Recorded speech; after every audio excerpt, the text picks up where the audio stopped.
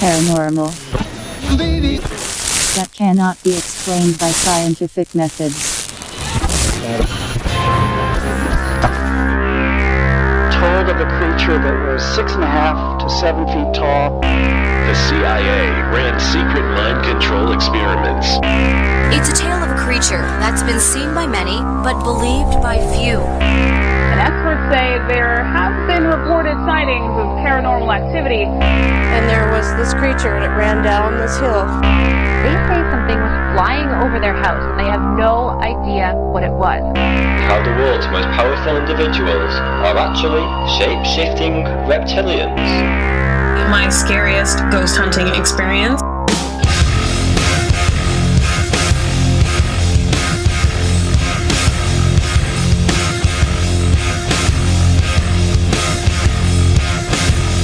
Jason and JV. You want answers? I think I'm entitled. You want answers? I want the truth. You can't handle the truth. Can't handle the truth. Who would it now? Beyond reality. Radio. It's Thursday on the West Coast, Friday on the East Coast. Many are stuck somewhere in between. Welcome to Beyond Reality Radio with myself, Jason Hawes, and the always awesome JV Johnson. So what do you do in a world where an upstart company that's been around, I don't know, let's say 10 years. Maybe it's longer than that. Maybe it's a few years shorter than I'm not exactly sure. I don't know. But an upstart company becomes more valuable than any other media company in the world, including Disney, which owns some of the most amazing film properties ever created. They own amazing theme parks that are very, very profitable. Yet you have a company, Netflix, that is now worth more than any of those companies, any of the networks, ABC, CBS, NBC, that are owned by whomever. Netflix is now the most valuable media company in the world. You say what's their value? The market cap today just went up to, let's see, $161 billion. That's an 82% increase in value this year. Wow. May 20th, we're not even 6 months into it. And I think it's funny, just a couple of years ago, people were like, Netflix will never survive. Well, I mean, anytime you get media, not necessarily media companies, but internet technology companies exploding like that, you start worrying about a bubble situation. And, we've seen those crashes come and go. I don't know if, I don't know the basics and the valuations behind this, but the fact that Disney is only worth $152 billion and you've got Netflix at $161 billion, I mean, that's a pretty striking thing. What does Netflix own? I mean, they do have some original programming, of course. They've been doing that the last few years. Yeah. But basically, they just buy the rights to play other people's stuff on a streaming service. It's pretty incredible. Pretty smart. It is pretty incredible, yeah. I don't know why I felt like that was important to open the show up. You and I were talking about Netflix before we went on the air, and I just thought of that. I'm like, wow, this is something that's pretty cool. And we've seen things like that. We've seen companies like even Facebook, more valuable than. And I know this is probably not the right comparison to make anymore, but at one point it was, then General Motors or more valuable than Citibank. And the scary thing is it's all on paper too. Yeah, it's all value.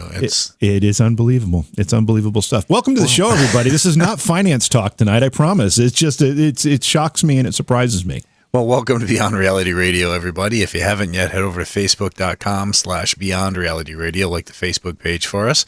Then head to BeyondRealityRadio.com, where you can find all the stations we are on across the country, and that list is ever growing, getting bigger and bigger.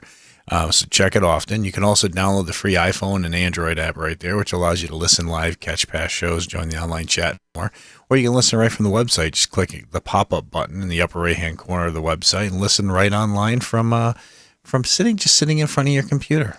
I'm sorry, I'm not going to drop this Netflix thing yet. I'm very sorry, but I just reading our chat room, and they were talking about the days when Netflix was a company that used to mail you DVDs. Yes. That's how they started. It was just a rent by mail company, and they there was discovered another one though too, wasn't there? There was another company as well. Probably, and I know Blockbuster had a version of that, and then there's Redbox now where you can go whatever, but.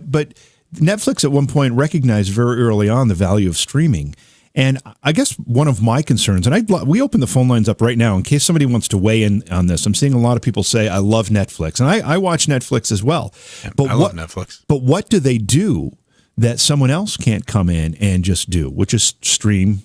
I mean, the internet is public. Anybody can use it to stream stuff if they want to. They do have original programming, which is actually some really good stuff there. And they also have some weird algorithm / type of media playing system where it's able to take 4K video and play it on your TV or on your devices and not sit there and be buffering all the time as well. Yeah, right. Well, that helps too, because that is one of the annoying things about streaming is if you get into that situation. I just find it fascinating. And the same thing with a social media company. Facebook is kind of the big dog in the marketplace. I just wish there was a different one. But I'm so tired of Facebook. But what's to prevent somebody else from coming along? I mean, we saw what was the big search engine before Google came along? There was Yahoo. There was Yahoo, and prior to there was Alta Vista, and there was another one I remember using, and Netscape was the dominant browser. I mean, things change really quickly. Yeah, AOL. Things change really quickly in technology. So when you see a company worth $161 billion and you've got stock in that company, you have to worry about, what's something going to come along tomorrow and just knock them out? I don't know. Well, I don't and know the crazy thing is those companies now buy up any little company that might pose a threat at some point. So that's the strategy. Yeah, exactly. Yeah. Anyway, so that's not what we're going to talk about tonight. We're going to actually talk about your brain and the fact that most of us know that everybody has a right brain and a left brain, and one of those sides is responsible for your creative part of your personality. The other part is responsible for your logical part of your personality. There's also some gender relationships between the right brain and the left brain. But our guest tonight, James Olson, has written a book called How Whole Brain Thinking Can Save the Future. And he talks about harnessing the power of both parts of your brain, making them work in concert to achieve greater things. And that's what we're going to talk about tonight. And you can also check out his website at thewholebrainpath.com. So thewholebrainpath.com. Yeah, and then just to give you a glimpse of what's coming up, tomorrow night, of course, is a best of program. And Monday night is Memorial Day, so we will also be airing a best of program. And then Tuesday, Kayla Ambrose is joining us. Wednesday, it's Lori McDonald. Lori is a clinical hypnotherapist, and we're going to talk about abduction. She's an abduction researcher. She's president of Opus, and we'll be discussing hypnosis and abduction. It's going to be a great week of shows, so make sure you tune in. All right, so let's take a break and let's start talking about whole brain thinking. All right, you're listening to Jason and JV on Beyond Reality Radio. We'll be back after this.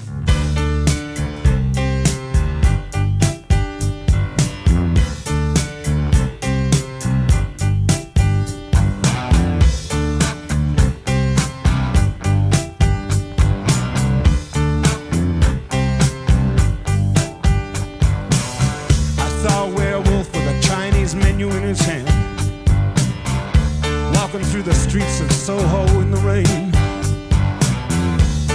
He was looking for the place called Lee Ho Fooks.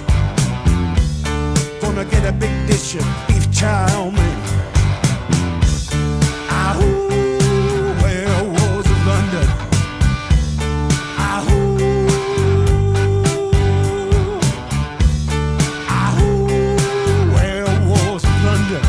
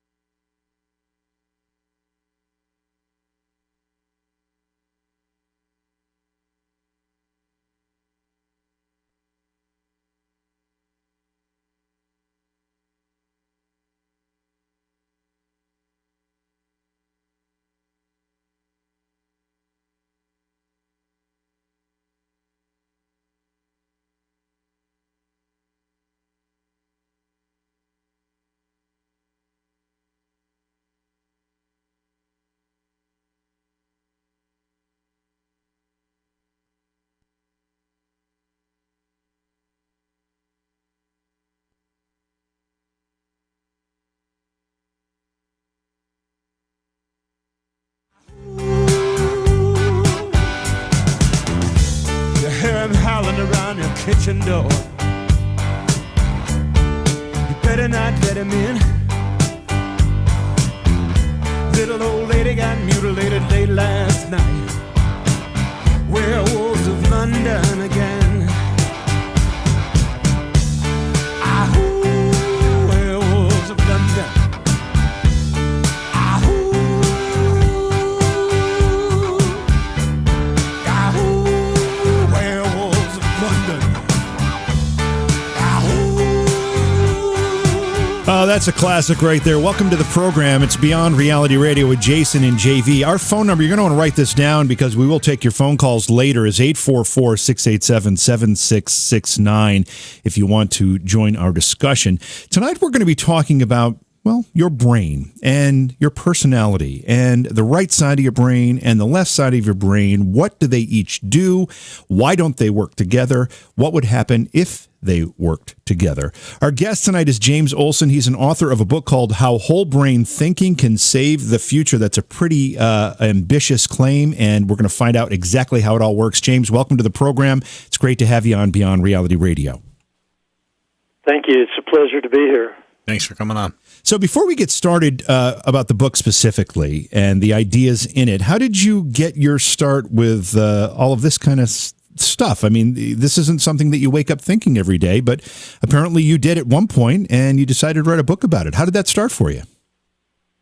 Well, I had an aunt that wrote a book once, and that kind of inspired me to write a book. And I also found that I wasn't able to convey my ideas verbally, and so I felt that I needed to write them down in order to get them out. Partly it's because there's a bit of complexity involved, and when you're standing around talking to somebody, you don't have time to get more complex ideas across.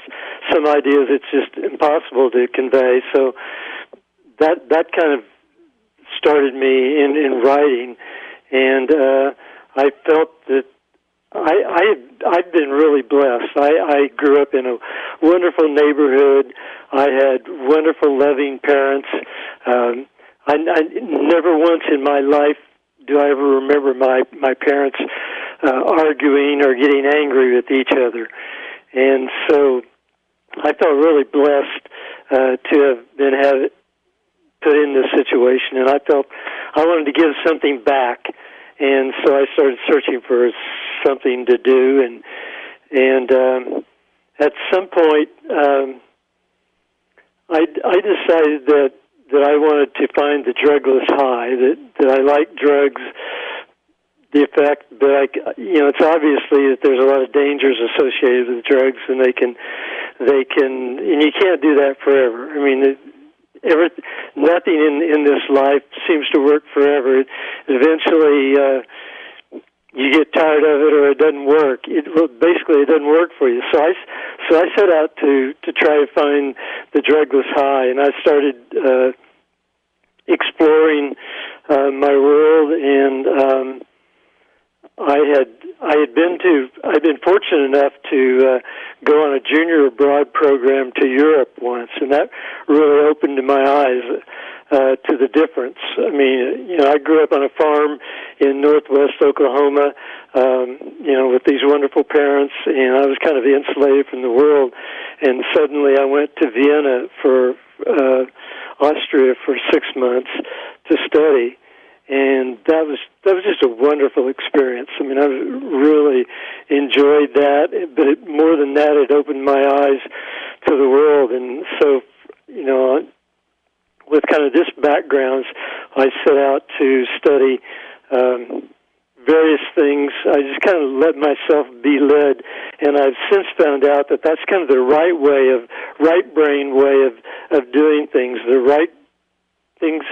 right brain attracts things to us, or we get the things we need, as opposed to things we're seeking out through the right brain. So I started learning about.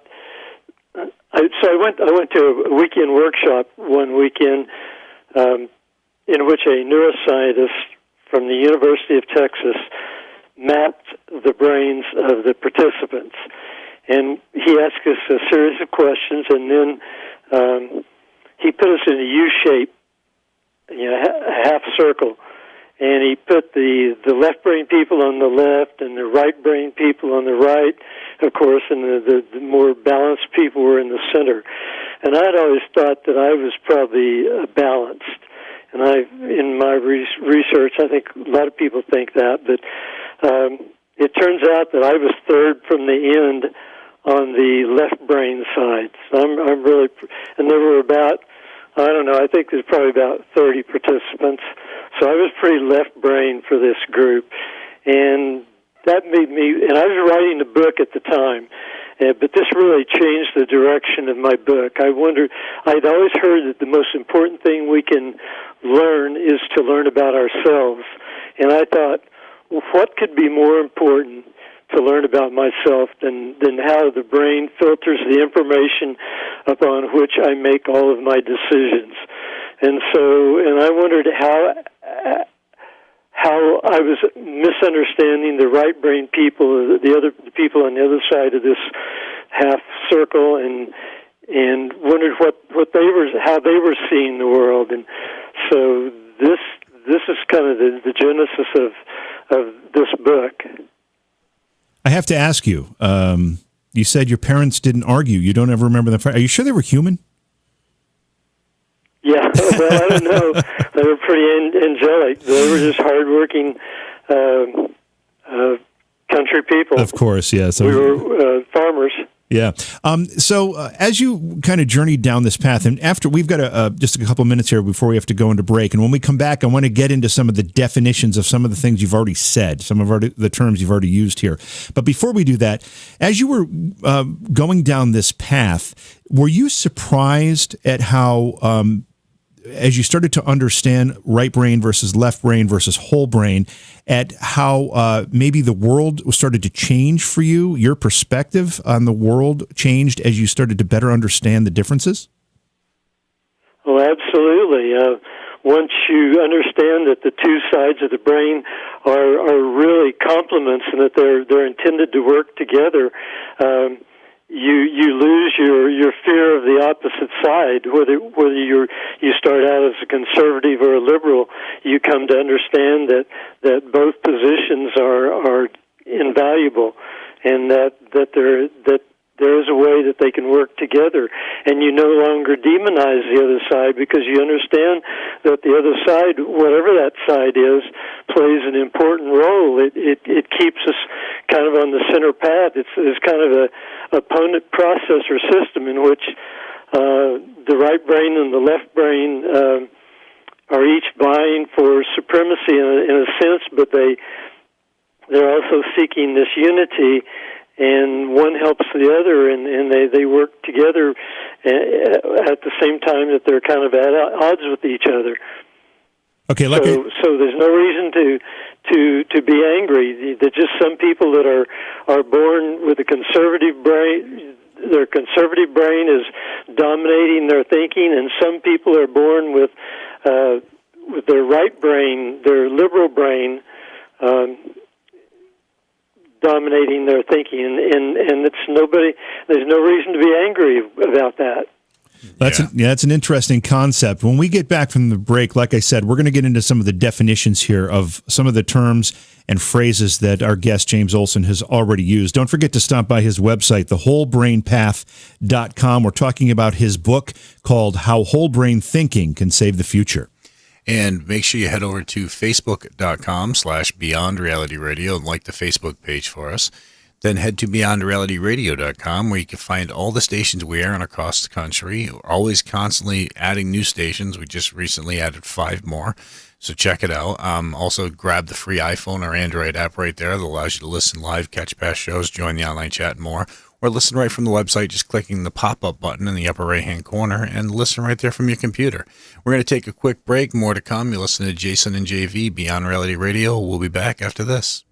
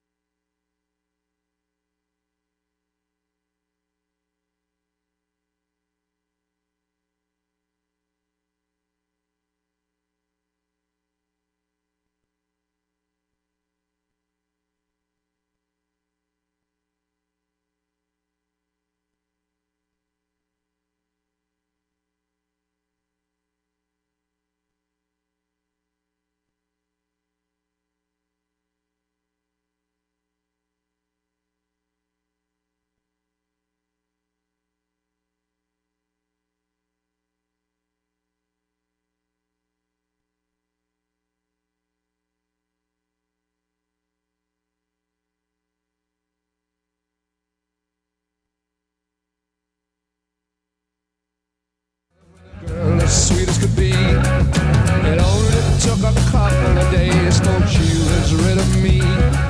She swore that she would be all mine and love me till the end. But when I whispered in her ear, I lost another friend. Oh, good times, bad times, you know I've had my share. When my woman left home for a blind man, but I still don't seem to care.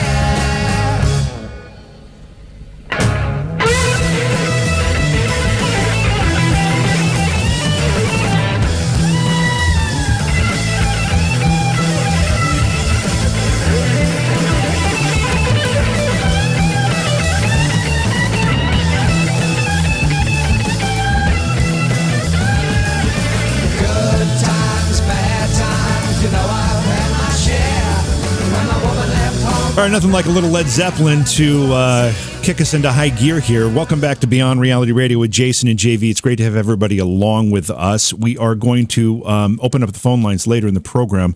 You'll want to write down the phone number. It's 844-687-7669. But if you have the app, Jay, you don't have to write the phone number down. No, it's right there. It's right click there. Click a button and Just, you can call. Just click a button and your phone does the magic for you right there. You can also listen to the show live and past shows all on the go. Get it at beyondrealityradio.com. Yeah, it's pretty impressive stuff. Our guest tonight is James Olson. He's an author of a book that's called Whole Brain Thinking Can Save the Future. Check out his website, thewholebrainpath.com. And James, before the break, we talked about coming back and getting some of these definitions out of the way so we all are understanding what we're talking about. So let's start with whole brain thinking by itself. What do you mean when you talk about whole brain thinking?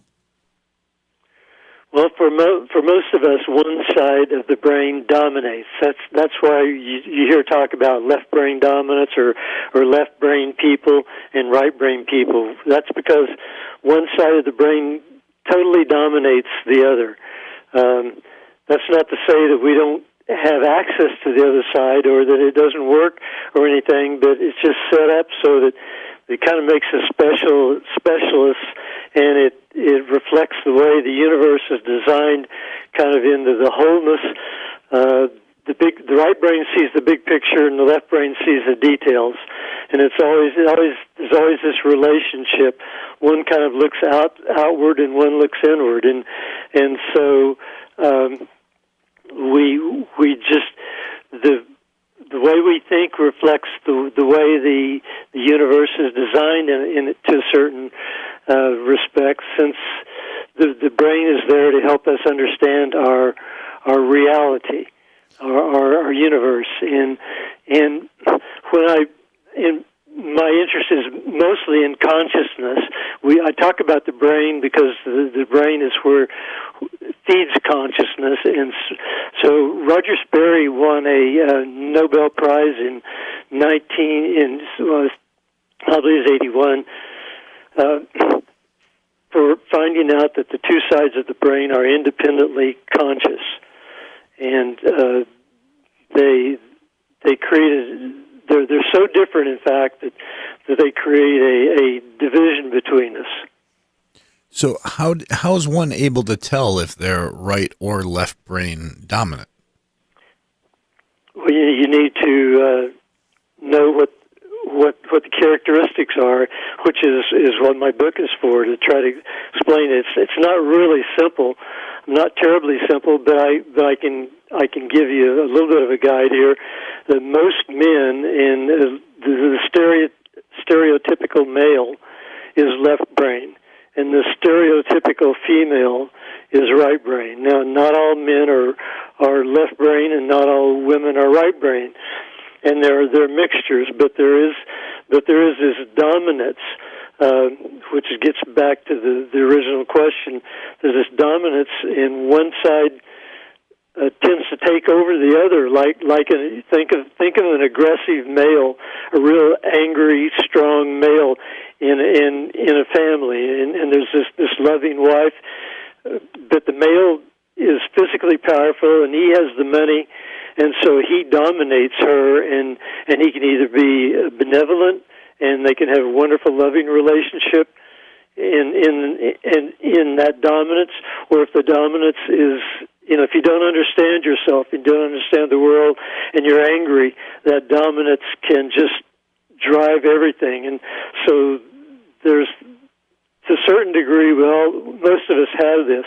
Now, most of us are left brain dominant or right brain dominant, but there are those that are a hybrid of the two, and there is another group of people that use both sides of the brain as a team. And I think maybe most of us think that that's what we have, but that's not what we have. Only a minority has that type of dominance, and this is set up by genetics. And there's three types of genetics that produce these four brain types: the left brain, right brain, the hybrid brain, and the team brain. So I have to ask you, just so I understand anything, you may have just answered the question, but I was going to ask, are we born predisposed to one of those two sides being dominant, or is it something that we learn over time? And if we... it's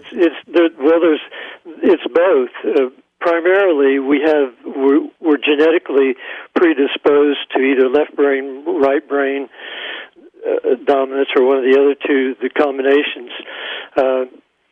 And at the same time, we're living in this culture. And you could be, as many people are, a right brain dominant person, but you're living in a strongly left brain dominant culture that is dominated by males who impose their ways of seeing and doing things on culture.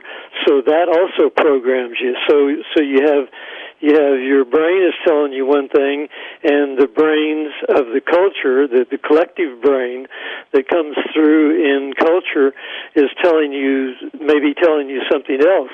And that kind of puts you in an awkward position. You have to decide what you want to do, or you somehow integrate the two. Does that make sense? Yeah, it does. And I want to get back to this. If we are genetically influenced as to which side of our brain will be dominant, does that mean there's already a skeletal structure to our personalities based on that genetic predisposition? Well, I think that's a reasonable conclusion. I've never said it quite that way, but yeah, I would say yes. Interesting. And then it's genetic dominance. There's genetic dominance is a very common thing, and I can explain it, I think, very simply. If you're breeding flowers and you have a red parent and you have a red and a white parent, and you breed those two, there are four outcomes, and it's the same with the brain. So with the flowers, you have either a red, the offspring are red, or the offspring are white, or the offspring are pink, which is a hybrid. That's a combination of the red and the white. Or the offspring may have red and white petals, or a red center and white petals. Interesting. So that's dominance. That works throughout biology, and it's just a very simple mechanism that takes a dualistic world like this, where there are these two options, and it kind of expands that, gives you more than two options from the two. Interesting. So if we have right brain and we've got left brain, do we have an agreed understanding amongst scientists, those that study this, yourself, that there are certain characteristics that exist if you're left-brained versus other characteristics that exist if you're right-brained? Are those things established and somewhat static? Well, yes and no. I would say yes, because there's been a tremendous amount of research done over the years. The no comes from the fact that a preponderance of scientists probably think this is not the case. This is a very interesting story. This subject was very popular back in the 80s and 90s, and that's the time when there was a Nobel Prize given for this discovery about the left brain and the right brain, and people were very interested in this. But science is a very slow process, and the brain is very complex. So between the two things, scientists were not able to give the public enough information to make good decisions. That there was no agreement back then, even though there's always disagreement, but there was a lot of disagreement back then. So scientists eventually gave up on this subject, and the public went on to other interests. And I tried to and I actually, when I started out doing this, I didn't know that they had this kind of, they had discredited this subject. So I started working, but to understand it. I mean, it's not a very attractive subject because a lot of scientists don't want to hear what I have to say. But the truth is, there's been a lot of research, and there's a and quite a bit of research, and enough, if you look in the right places, that it all comes together like a jigsaw puzzle, and if you put the right pieces together, you see that it forms this very integrated, harmonious division of the left and the right, and they complement one another, and you can kind of tell that this is what's true in the same way that when you're working with a jigsaw puzzle, if you get all of the cross words, if you have every one of those, it automatically fills in some of the vertical words, and it also gives you... Ooh. Yep. Did we lost him. Did we suddenly lose? And we're not even talking about UFOs in the government, so I don't understand that's the only that. time it happens. All right, let's do this. Let's take a break. We will try to get James back on the line. Not sure what happened there, but we've got a lot more to talk about. As James continues to talk about right brain, left brain, he'll talk about sexuality, he'll talk about gender, he will talk about artistic abilities. There's a whole bunch of things that this right brain versus left brain discussion touches on, and then we get into the whole brain thinking, which could change everything. Absolutely. And I'm sure you'll all have some questions, so feel free to take down the number at 844-687-7669. Again, toll free at 844-687-7669. You listen to Jason JV, Beyond Reality Radio. We'll be back after this.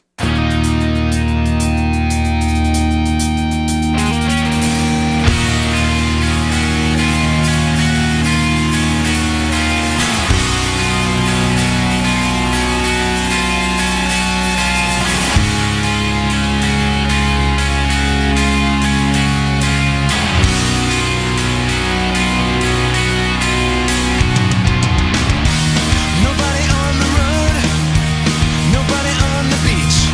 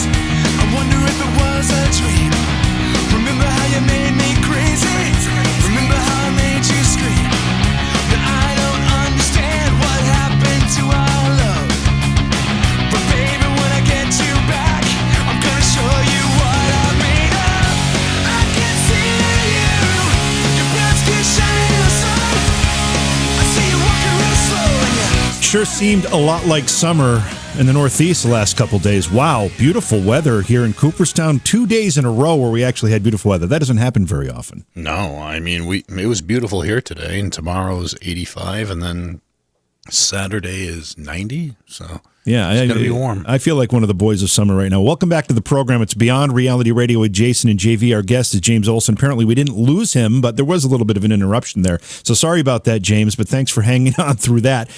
We only have a couple minutes here before...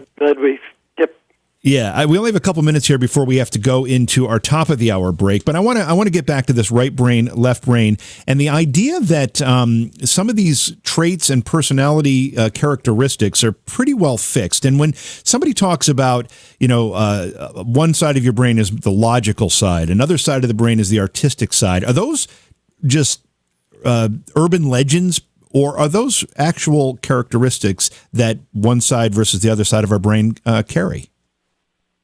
Well, like anything, there's some truth to it, but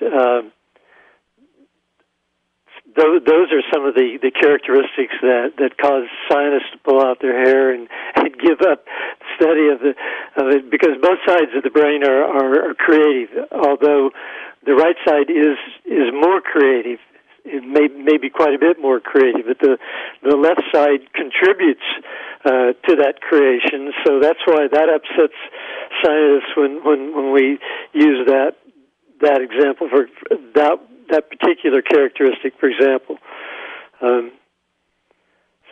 Yeah, does that answer your question? Yeah, it does. And I also want to get back to something that you said earlier that, we, whether we're right-brained or left-brained kind of determines, and this, I don't want to get into politics here per se, but it's an interesting conversation. It kind of determines whether you're conservative or liberal or one side of the political spectrum or the other. I was always under the impression, and I'm not going to tell you what my personal political beliefs are, but I will tell you that my kids share them, because I assumed I taught them to believe in those things. Is that not the case? Are we predetermined by which side of the brain is dominant? Well, you can certainly be taught ideas. Again, there's a mixture of both. There's a mixture of culture and a mixture of the brain, and culture can actually be so strong as to the culture can dominate your innate natural beliefs, and that may happen, but there's just no telling. For example, in your family, and then also there's a variable nature to this. When we talk about one side of the brain being more conservative, there's an extreme conservative, and then there's a slight conservative. So if you're slightly conservative and you live in a liberal family, you're more easily channeled into liberal ways of thinking than you are. For example, if you have a very strong sense, innate brain-driven sense of being conservative. Well, yeah, and I guess if you grow up in a household where most of the family has a belief system of one way, you tend to sway that way. So it makes it really tough to decipher if it's because you're left or right brain, or if it's just that you're following in your family's belief systems. That's true. It does make it difficult, and that's why this is not more obvious, because it is so complex. All right, so many forces. Yeah, and we're just scratching the surface here, James, because when we come back from our top of the hour break, we're going to start talking about how your book, How Whole Brain Thinking Can Save the Future, explores and discusses the idea that if we can learn how to harness the power of both our right brain and our left brain, instead of allowing one to be dominant, we can actually achieve some pretty great things. I'm assuming that's the premise, and that's what we're going to be talking about after the top of the hour, right? Sounds good. Yeah. Okay, perfect. So again, our guest is James Olson. He's the author of How Whole Brain Thinking Can Save the Future. His website is thewholebrainpath.com. You're going to want to call in with your questions during the next hour at 844-687-7669. We will be taking those questions. Before we head to break, though, I just want a couple of reminders. If you go to the Beyond Reality Radio website, you will see the Beyond Reality Radio official coffee mug. This is the finest coffee drinking vessel you will find on the planet. It doesn't. go ahead. I was going to say, it doesn't matter if you're right-brained or left-brained. This particular coffee mug will make your coffee delicious. Yeah, and like we say all the time, make sure you grab our mugs. So, right. Anyways. and also, if you want to stop by Scaricon.com, you'll check out that event. There's a lot of stuff happening at Scaricon this year, June 16th and 17th, Framingham, Massachusetts. If you're anywhere near the Boston area, you're going to want to check that out. Hey, if you download the show from iTunes or anywhere, just do us a favor and rate it for us because it helps push it forward and makes it easier for people to find, and that's what it's all about. But we're going to take a quick break. The phone number, again, is 844-687-7669, toll free at 844-687-7669. You're listening to Jason and JV on Beyond Reality Radio. We'll be back after this.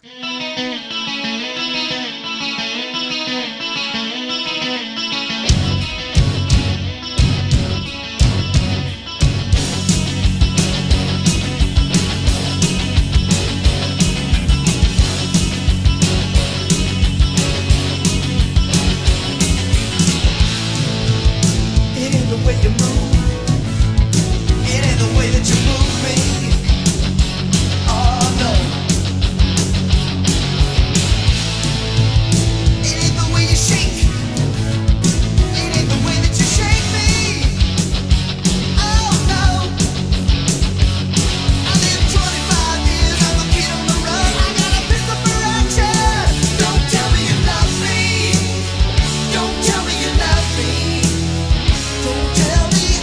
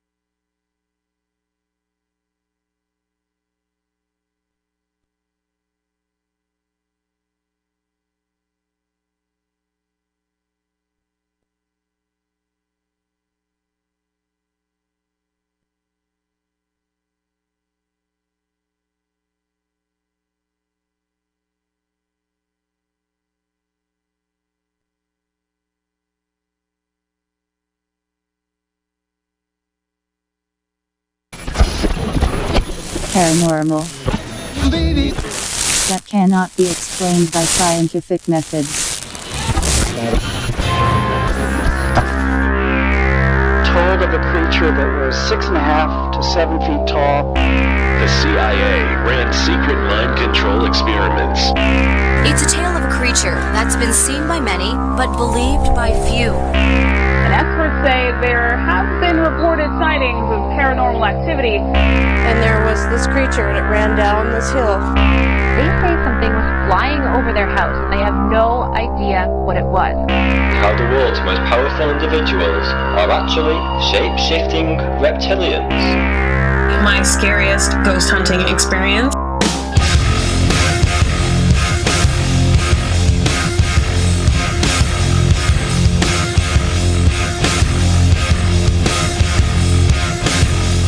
Jason and JV. You want answers? I think I'm entitled. You want answers? I want the truth. You can't handle the truth. Can't handle the truth. Beyond reality radio.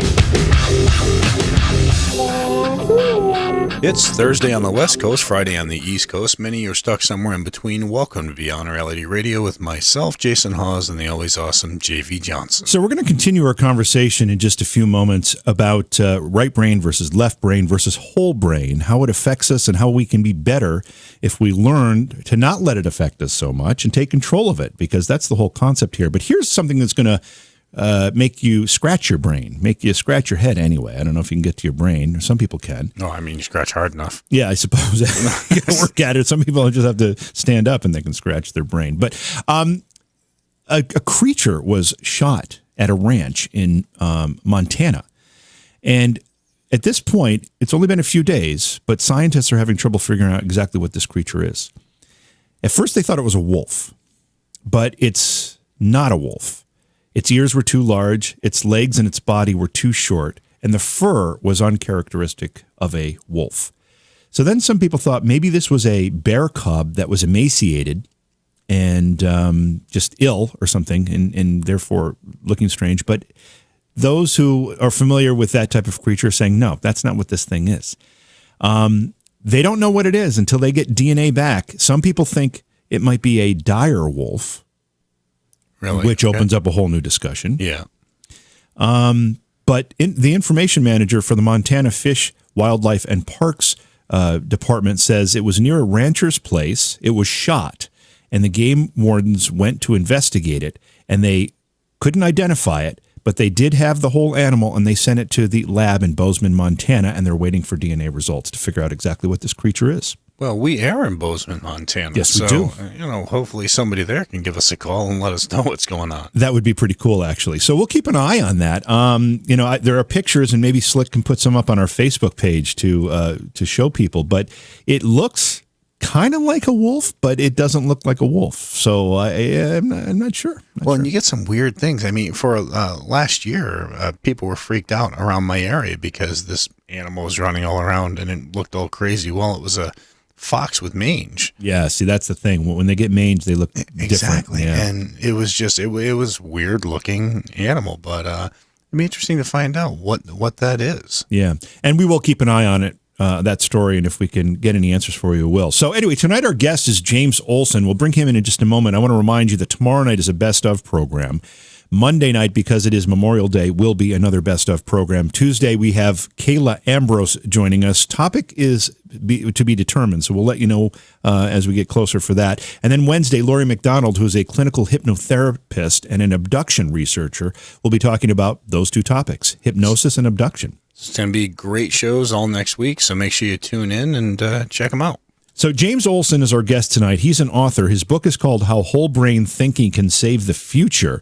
The website is thewholebrainpath.com. Again, James, thanks for being with us. We will be taking phone calls at 844-687-7669 if you want to weigh in on this discussion. So, James, let's start talking about the possibilities of being able to kind of overcome what are genetic predispositions and maybe environmental and learned predispositions that force us or have conditioned us maybe to be relying on whether it's right or left brain, relying on one side versus the other of our brain, therefore not really utilizing and not understanding how the use of our entire brain can actually benefit us.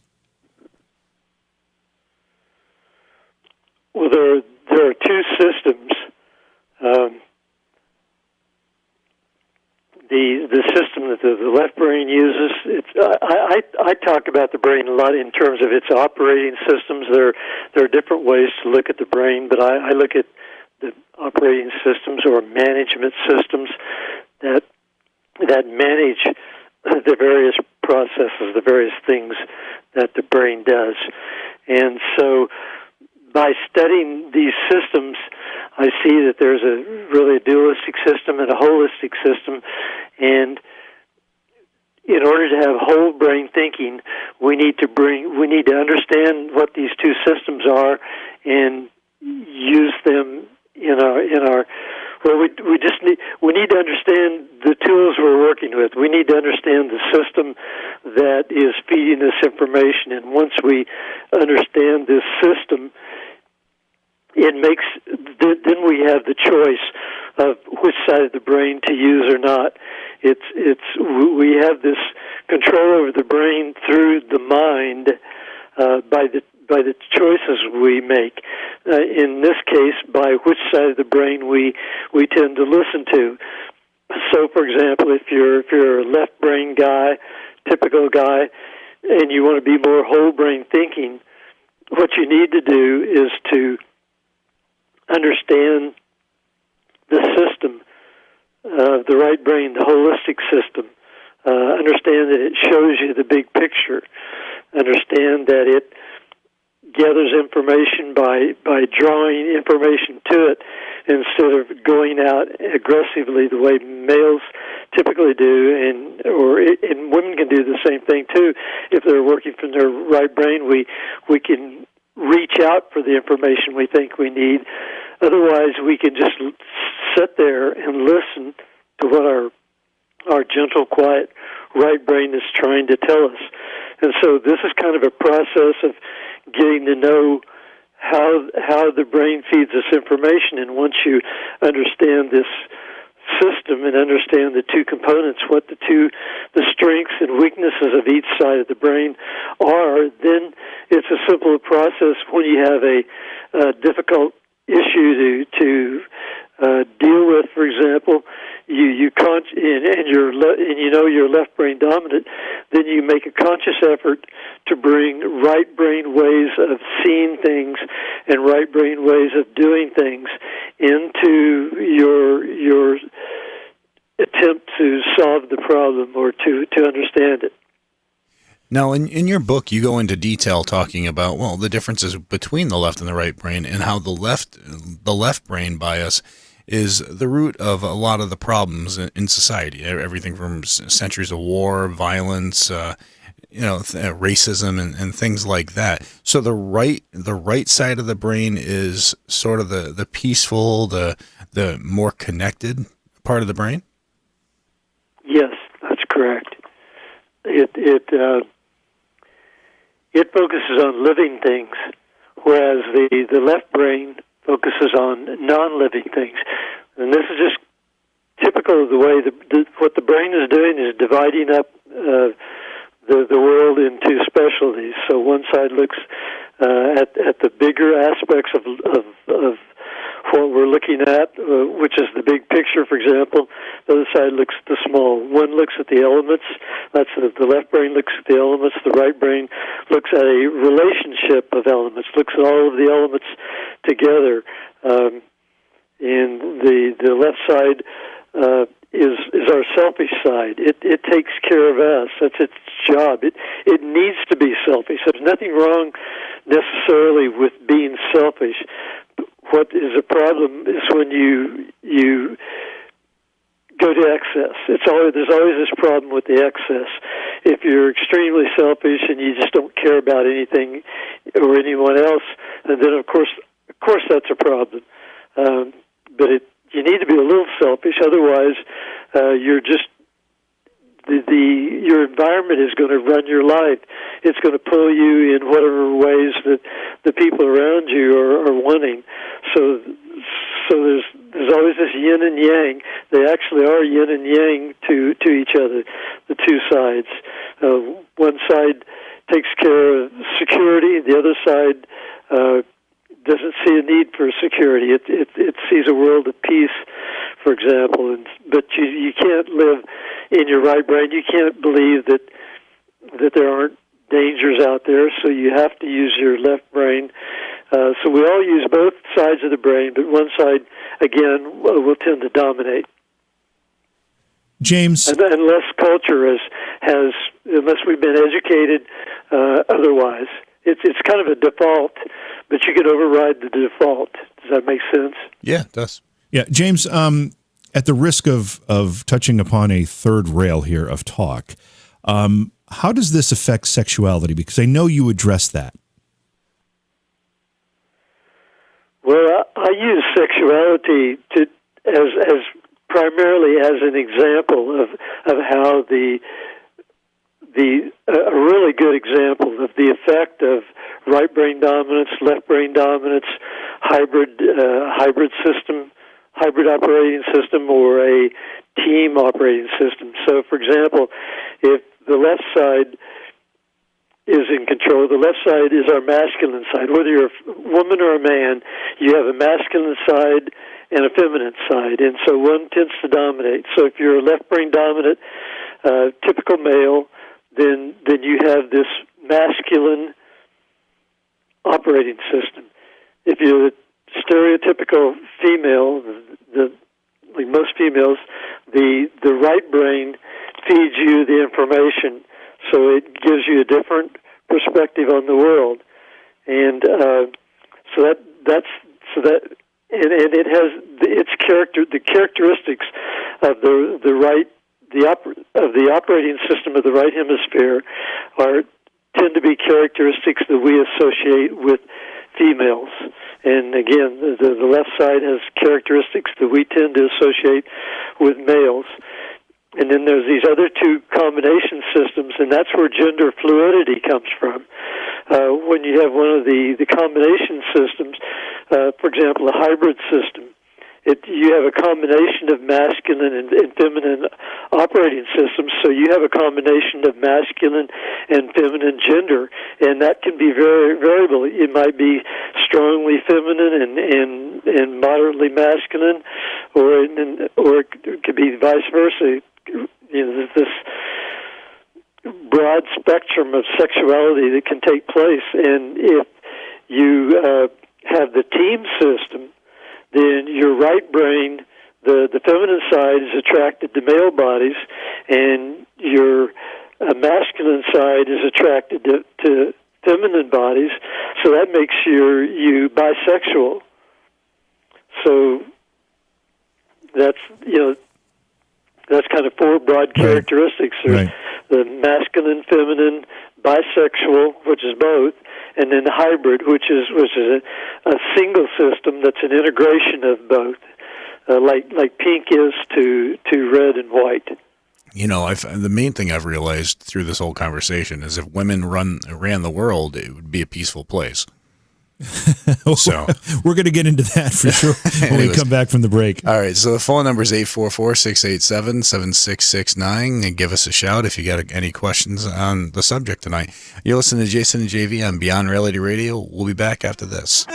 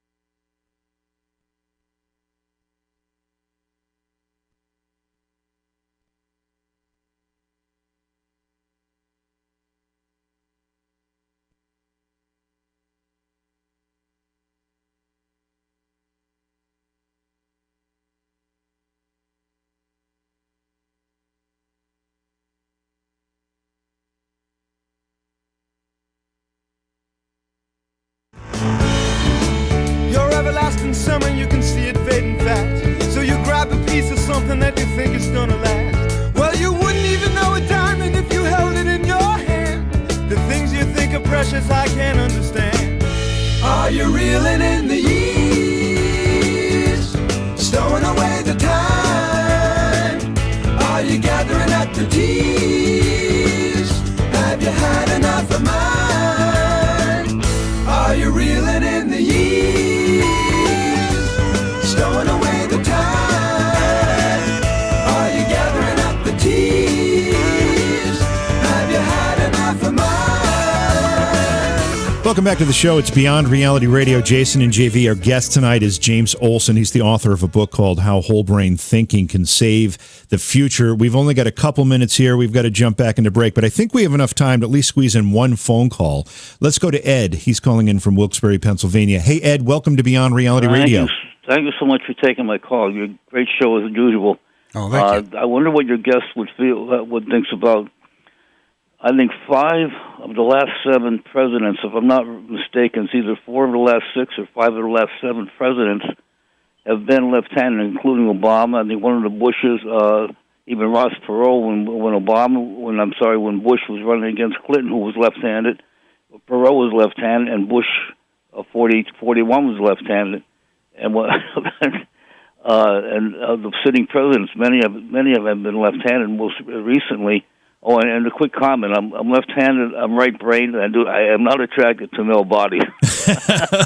Well, that's a great point, Ed. And I think if regardless of whether it's last 4 of the last 6 or 5 of the whatever the number is, there's certainly a disproportionate number of left-handed individuals that have occupied the White House or other things that would be, whether they're scientists or whatever. What is with that, James? Is there something to that?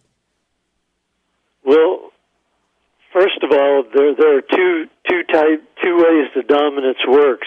One is for information input, and one is for information output. And I don't normally get into this. It sounds a little complex, but the output is revealed by handedness. And there's been one of the reasons that left and right brain studies have been partially discredited is because there are so many people that are right-handed, including women. And if you're right-handed, that suggests that you are left-brain dominant. And we know that most women aren't left-brain dominant. Or are they? That's the question. And one of the factors has been confusing this is handedness. But handedness reflects the dominance of the brain as it outputs information, and the input and the output are subject to separate dominance. So you can be right brain for input and left brain for output, and so that confuses it all the more.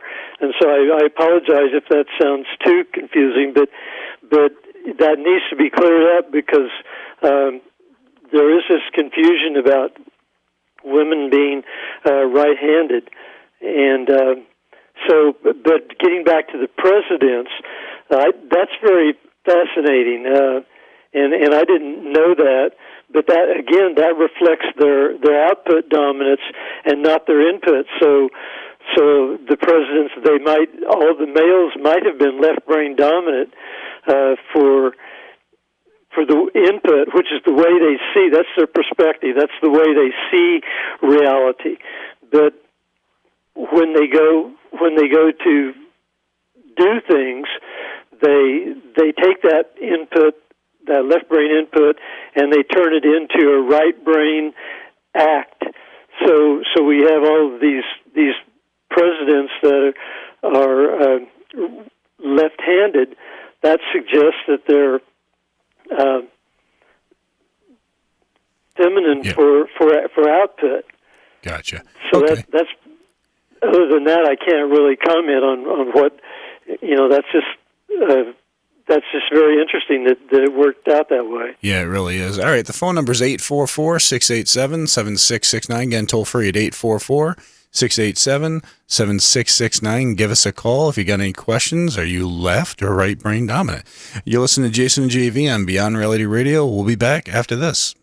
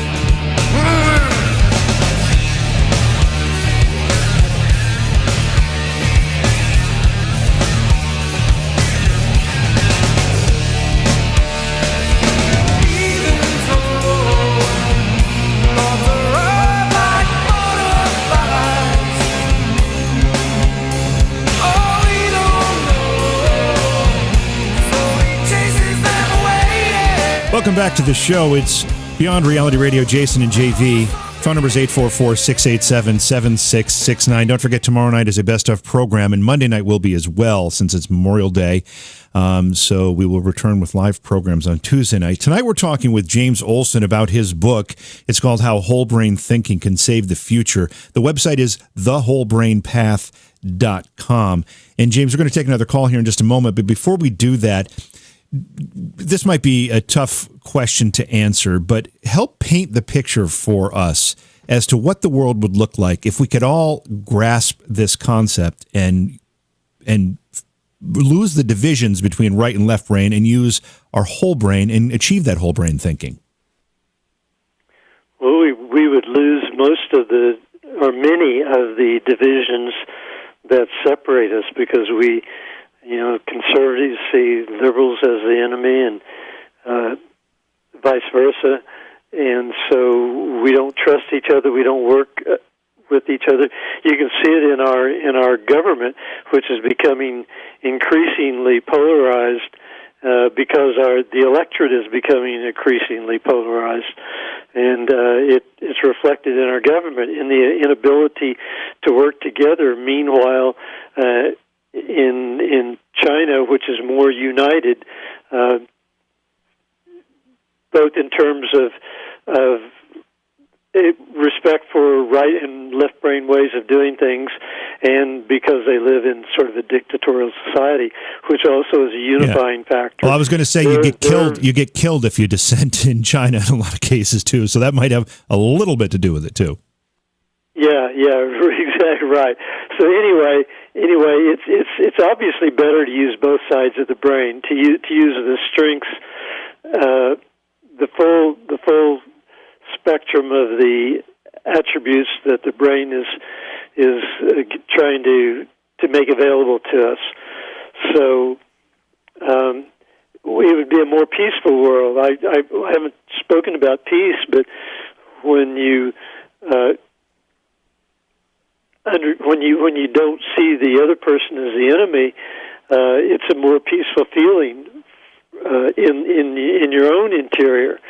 And then there's also this internal division where the left brain's telling you one thing and the right brain's telling you another, and it's frustrating and you don't know what to do. And if you are able to integrate the two sides together, you get the two sides working together instead of competing or in contrast, or giving you opposing views. So it's a much more peaceful feeling to have whole brain thinking, both within yourself and within any cultures that are more whole brain in their thinking. All right, let's go to our phone lines. We've got John calling in from Florida. Hey, John, welcome to the program. Thank you for having me again. I was wondering, with ADD, ADHD, OCD, and all those mental so-called disorders, is that mostly a left brain, right brain type of thing going on? That's a great question, John. Is there any right brain or left brain component to any of those disorders, James? Yes, there are, and that's not my specialty, and I'm not the best person to ask on this, but that is true, and most of them, from what I know, and I'm kind of getting out of my area here, but I think they're more tend to be left brain disorders, principally because the left brain wants to be in control, and if there is some sort of disorder and the left brain is lacking the context, because when you think about these issues that you brought up, one of the fundamental problems here is an inability to relate to the context of the family, of law enforcement, of all aspects of life, and so that does tend to be I would say the left brain is primarily responsible for most of the problems in that respect. Thanks that could always explain why more boys are diagnosed with ADHD than females as well, correct? Yes, it would. John, thanks for the call. It was a great question. Back to this discussion about peace and not viewing your, to lack of a better word, adversary as an enemy if we are all whole brain thinking. I mean, by the very nature of all of us, if we could achieve this and think using whole brain techniques, that doesn't necessarily resolve differences, and it doesn't necessarily, in case of in the idea of wars, it doesn't change the fact that there are more resources on this side of the fence versus our side of the fence, and I want those resources. I mean, those things don't go away. So, what does it actually do? Does it make us more agreeable to solve problems together, or I'm not sure how it accomplishes the peace component here. Yes, it is. It does make us more agreeable with each other. It gives more opportunities and more options to us, and we can start. See, the way we are now, we tend to assume that the other side just doesn't get it. They just don't understand. Whichever side you're on, the other side are the problem. And the problem is that they don't understand how things are. And so once you get rid of that attitude and you understand that there might be something in the other person, that the other person is seeing that you don't, then you can start trying to find out what that is. And also, when you get too polarized and you try to reach over to the other side, the extremists in your camp see you as an enemy. They think you're dealing with the enemy, and so you must be a threat. You're a threat. You might be then seen as an enemy if they're, even though you're actually on the same side as the person who sees you as an enemy. So it solves a lot of problems when you understand that the two sides can complement one another, that they can find ways to work together. Then you know to look for an answer. If you think that there is no opportunity to solve a problem, then you don't really try. Well, but so why? It makes peace more difficult to achieve. But why? And I totally understand with what you're saying. One side sees the other as pretty much, an enemy and so forth. And why does it seem so much more amplified over the last 10, 15 years, where 10, 15 years ago, different people with different views and beliefs, left, right, it's like they could communicate and still understand each other, that each person has different views. But now it seems pure hatred if you're different than somebody else in your thought system. I see this as part of the natural outworking of things, where if something goes like it's like a pendulum. It swings one way and then it swings another. And our culture has always done this, swung from conservatives to liberals and back and forth. No one ever solves the problem so well. We always when the conservatives can't solve the problems, we turn liberal, and then the liberals don't solve the problems, and we turn back conservatives, and it kind of goes back and forth. And people are getting fed up with that, and they're getting angry, and they're seeing it doesn't work, and they're getting frustrated, and they're getting scared, and the fear just exacerbates this. And also, I think that there is this trend, long-term, centuries-old trend towards being more polar.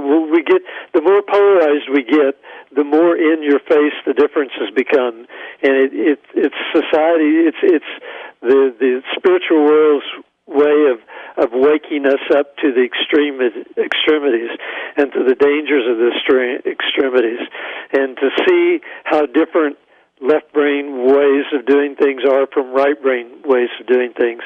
It's just really putting it in our face, and until we learn this, we'll keep going down this path. At some point, it'll get so bad, and it will reverse, and I don't know that we're there yet. I don't know where we are. I hope we're getting close to the point where the polarization reverses, but it may well get worse. James, probably will get worse. This might be a tough question to answer, but I think it's particularly insightful, and particularly from our audience. But we had a caller who didn't want to go on the air that wanted to know if being right-brained or left-brained made any difference, and did it affect the types of dreams or maybe sensitivities that you have. And in our discussion, sensitivities would be like psychic sensitivities or mediumship or ESP, one of these other sixth sense type sensitivities. Does being right or left brained have any effect on any of that you're aware of? Well, yes. The right brain is the brain that sees unity, that shows us unity, and it's it's the side that's connected to the spirit world, and the left side is the side that takes care of us on earth and is selfish. So the right side is the side that cares about the collective good and the rights of others, and it's the side, it's energized by love, whereas the left side is energized by fear, which is a protective mechanism. So yes, the spiritual movement is basically a right brain movement in most of these aspects that the caller talked about. These are right brain, come through the right brain. The right brain information feeds into consciousness, and we are guided by that. Now, James, you wrote another book called The Whole Brain Path to Peace, The Role of Left and Right Brain Dominance in the Polarization and Reunification of America. You wrote that a few years ago. Do you recommend, if somebody's interested in pursuing either of these books, that they start with one or the other, or can they start either way? No, they need to. They can ignore the first book and just read the new one.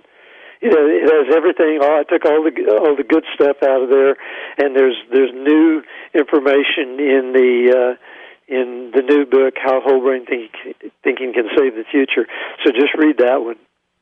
And then when you recommend that people read that particular book, and we've been talking about it all night, what do you hope a reader will walk away from when they close the book after reading the last page? What do you hope they've accomplished, other than finishing it?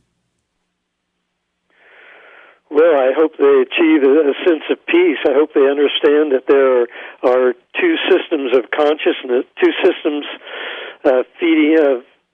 feeding through the brain into consciousness. And so essentially there are two ideas coming into our head, but one may be dominant. Nevertheless, they can always gain access to the non-dominant side by simply asking it, by asking the right questions, by knowing that there is this other way of seeing and doing things, and trying to do their best to bring the opposing views into their ways of thinking, and that should bring them a lot of peace with others and within themselves. We've given out the website a few times. Is there any other place that you would send people if they wanted to find a copy of the book?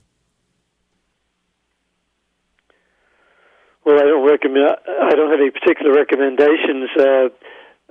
Support your local bookseller, but otherwise, since most people order it, just whatever you want to do. If you order it through my website, it goes to Amazon. So it's available local. Comment on. I have a brand new website, and it's all done except for on the phone. There's at the very top on the right. There's the three little lines, and you can access. That's the only place to access my interviews and questions and answers that might be helpful. All right. Well, thanks so much for coming and hanging out with us, and we look forward to at some point talking to you again, having you back on the show. Well, thank you. It's been a pleasure, and I really appreciate the opportunity. Well, thank you, James. Have a great night now. Again, the website is thewholebrainpath.com, and the name of the book is How Whole Brain Thinking Can Save the Future. So make sure you check it out. All right, we're going to take a quick break, then come back and wrap things up. You're listening to Jason and JV on Beyond Reality Radio. We'll be back after this.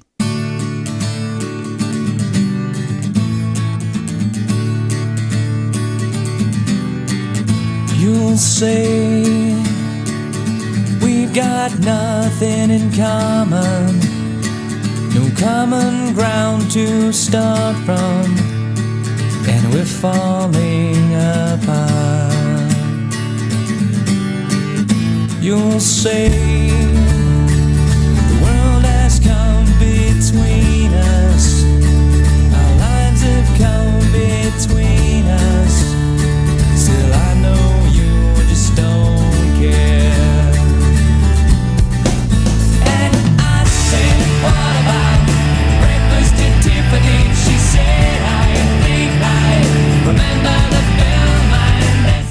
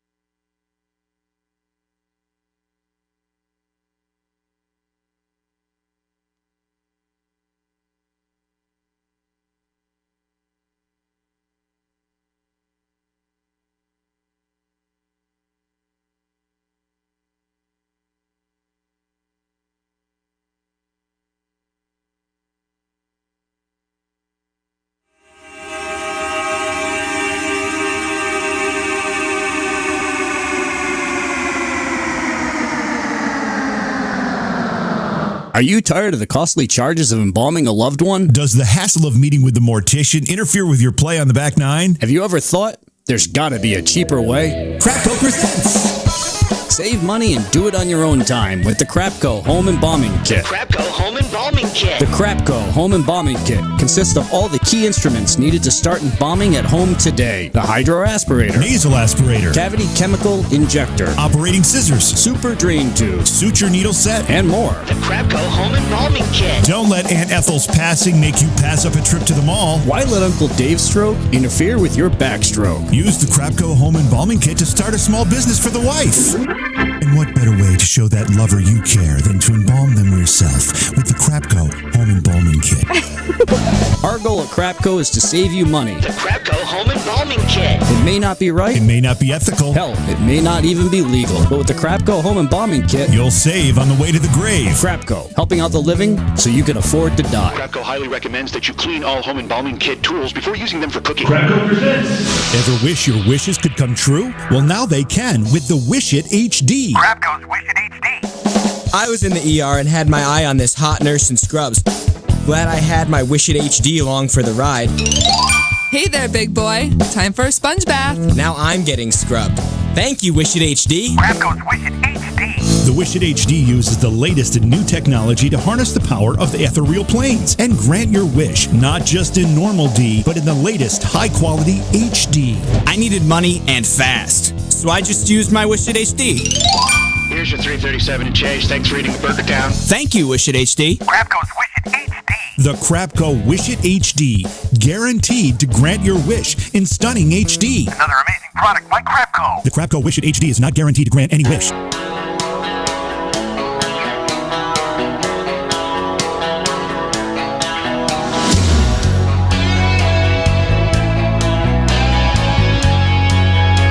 Well, thank you to James Olson for joining us on the program. It's a topic that could probably use another couple hours of explanation because it's pretty complicated, but check out his books, check out his website. It's all good stuff. And thank you to Crapco. Great sponsors, great products, just wonderful company. Always coming up with just cutting-edge stuff. So that's going to pretty much do it for us. Everybody enjoy your Memorial Day weekend, and we'll catch you all next week. It's Jason and JV, Beyond Reality Radio. We'll talk to you soon.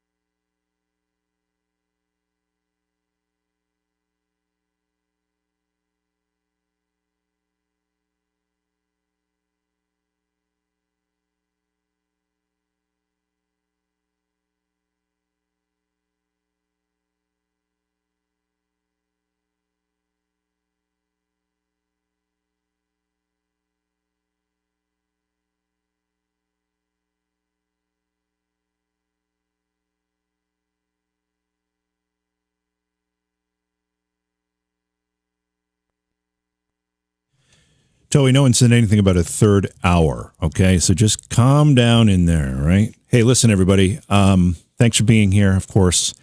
And I hope you all have great Memorial Day weekend plans. Nice way to usher in the summer, I hope. I've got a couple gigs, so I'll be playing tomorrow night and Saturday. Then I'm going to a concert to do a fundraiser thing on Sunday. Jack White. Anybody know who Jack White is? Because I know. I know, right?